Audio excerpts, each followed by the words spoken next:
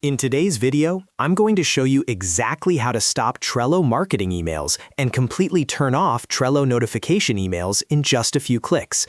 If you're tired of getting constant updates, promotional messages, or notification emails cluttering your inbox, this quick tutorial will walk you through the recommended way to stop them entirely.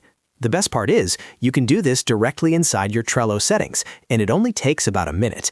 Make sure you watch until the end so you don't miss the final confirmation step that ensures the emails actually stop. And if this video helps you out, don't forget to like and subscribe for more simple, step-by-step software tutorials just like this. All right, let's jump right in. The first thing you need to do is open Trello in your web browser. Go to Trello.com and log into your account using your email and password or whichever login method you normally use. Once you're logged in and you can see your Trello boards, look toward the top right-hand corner of the screen.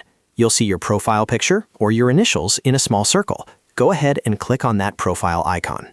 When you click your profile picture, a drop-down menu will appear. From that menu, select Settings. This will take you to your main account settings page, where you can control various preferences related to your Trello account. Inside the settings page, scroll down until you find the section labeled Notifications. This is where Trello manages how and when it sends you email updates. In this section, look for the option that says Change Notification Email Frequency. Click on that link. After clicking it, Trello will show you different email frequency options. Depending on your current setup, you might see options like Instantly, Periodically, or Never. If your goal is to completely stop Trello from sending notification emails, the recommended setting is to select Never. Go ahead and choose Never. Once selected, Trello will automatically save this preference. You don't usually need to click a separate Save button, but it's always a good idea to double-check that the setting now displays Never as your chosen email frequency.